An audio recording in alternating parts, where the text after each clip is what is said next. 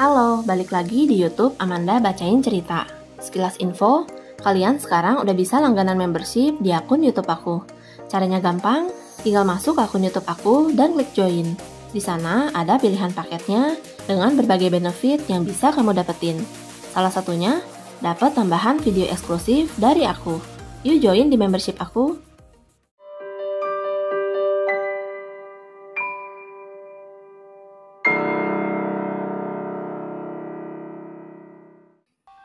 Mungkin kasus ini bisa dibilang sebagai kasus manipulasi terparah yang pernah aku temui. Bahkan, kasus ini mengingatkan aku sama film Orphan. Untuk penggemar film kriminal misteri, pasti gak asing lagi dengan film Orphan. Untuk itu, kalian wajib simak cerita ini sampai habis. Pada tahun 2007, warga di Republik Cekoslovakia dikejutkan dengan penemuan sebuah tindakan gila yang dilakukan ibu kandung kepada dua putranya sendiri. Hal ini terungkap setelah seorang tetangganya yang baru memiliki bayi memasang baby monitor di rumahnya untuk dapat mengecek bayinya saat tidur. Namun ketika si tetangga mengecek layar baby monitor, betapa terkejutnya ketika gambar yang muncul adalah gambar seorang bocah lelaki yang kondisinya sedang disiksa. Anak itu terlihat tanpa pakaian dan tangannya diikat ke belakang tubuhnya. Si anak juga makan makanan langsung dari lantai. Kadang, terlihat ada satu tangan wanita yang muncul dari balik dinding dan menyuapi si anak. Tetangga itu segera melaporkan temuannya ke polisi. Polisi segera menelusuri setiap tetangganya satu persatu. Sebab rupanya, baby monitor itu telah menangkap sinyal dari rumah terdekat di sekitarnya yang memiliki baby monitor yang sama.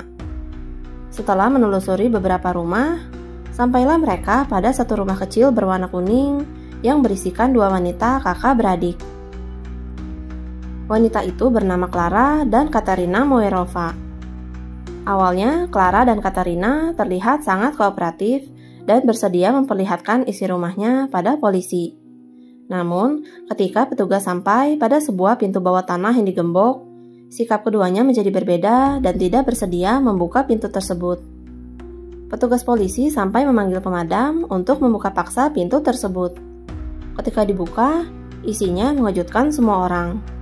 Karena benar saja, bocah yang muncul dalam layar baby monitor memang berada di dalam ruangan itu.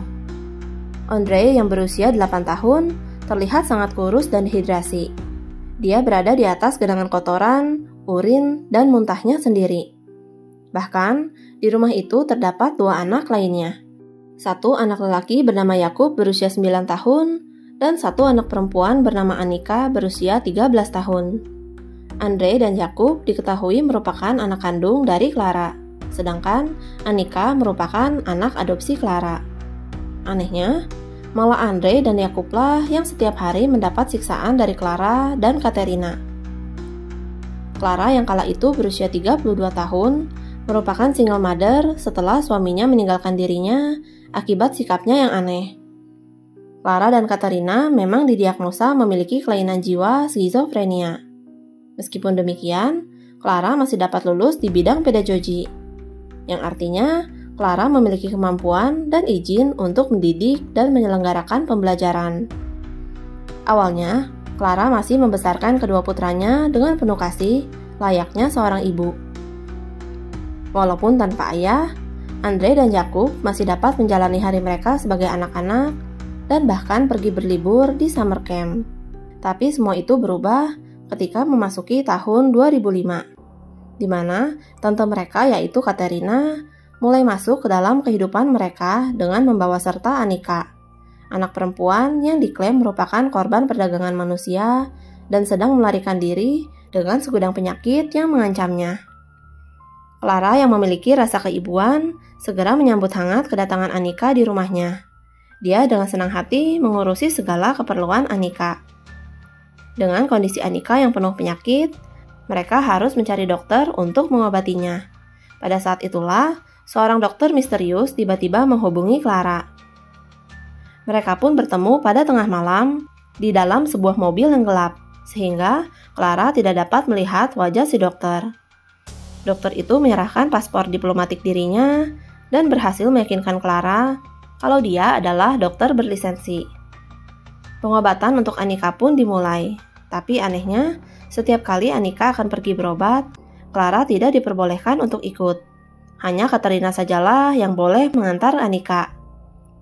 Clara hanya menerima email atau telepon dari dokter misterius untuk mengetahui kondisi Anika, di mana katanya Anika akan mengalami kebutaan dari sakit yang dia derita, dan Clara harus setiap hari mengusap area Anika selama beberapa jam untuk membuatnya senang.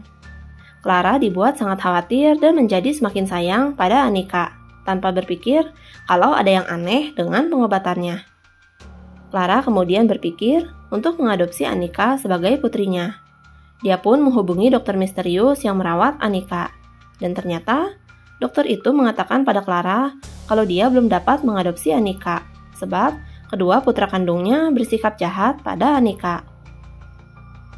Sungguh aneh di luar nalar, Clara yang memiliki background pendidikan sebagai tenaga pengajar langsung mempercayai kata-kata dokter itu.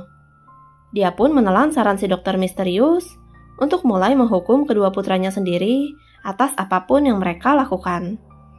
Mulai dari mereka menggunakan tangan kosong, sampai sendok dan ban pinggang. Lalu, Andre dan Yakub pun mulai dikunci dalam sebuah ruangan untuk dihukum.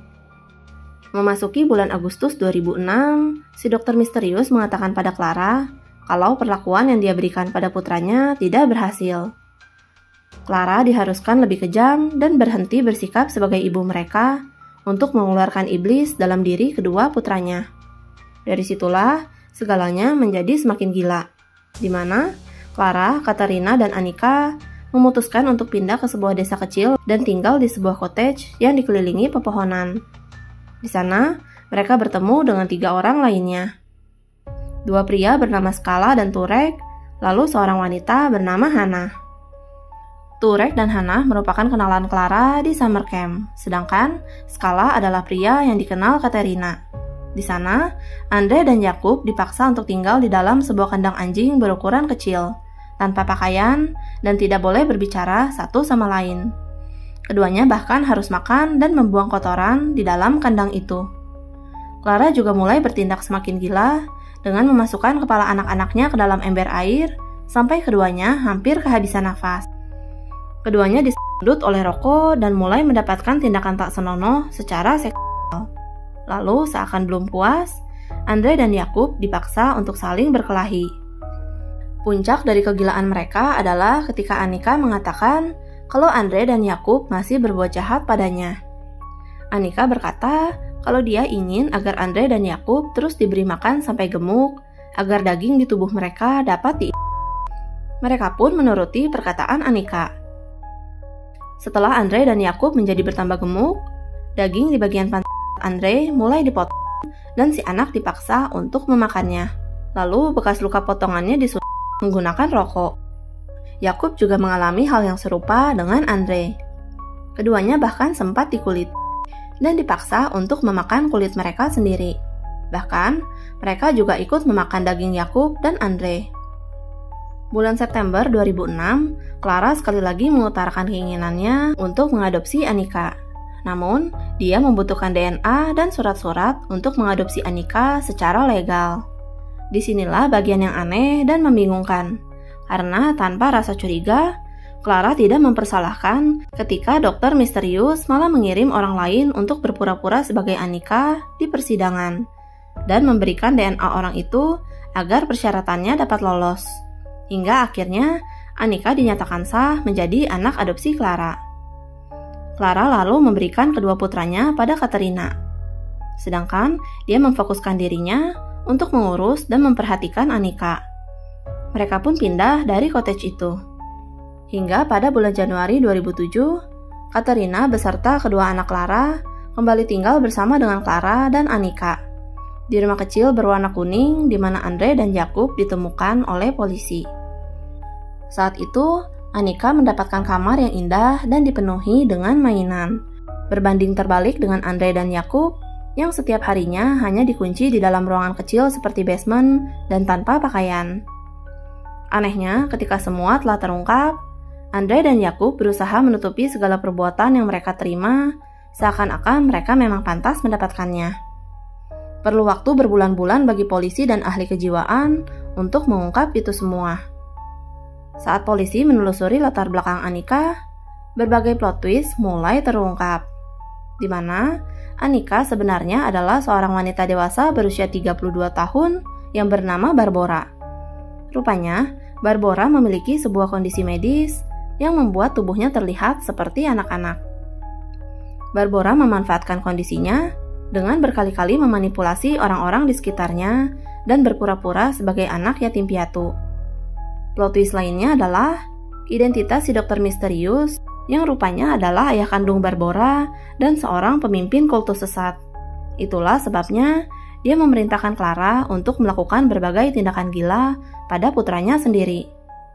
Yang lebih plot twistnya lagi, Katerina sebagai saudara Clara sendiri rupanya tahu mengenai latar belakang Barbora dan malah ikut-ikutan bekerja sama untuk memanipulasi adiknya sendiri.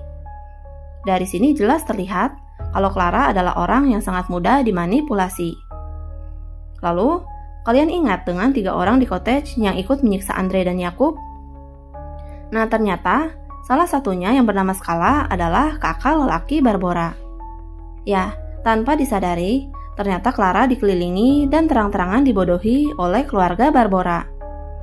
Betapa hancur dan sakitnya hati Clara ketika dia mengetahui itu semua. Hal yang lebih menyakitkan adalah ketika semuanya terungkap, Clara mendapatkan hukuman penjara paling lama, yaitu selama 9 tahun. Katerina mendapatkan hukuman penjara selama 8 tahun, sedangkan Barbora hanya mendapatkan hukuman penjara selama 5 tahun. Namun, tidak didapatkan informasi yang jelas mengenai apa yang terjadi pada ayah dan kakak lelaki Barbora. Subscribe akun YouTube aku untuk dengerin cerita lainnya. Jangan lupa gabung membership aku untuk dapetin video eksklusif tambahan setiap minggunya.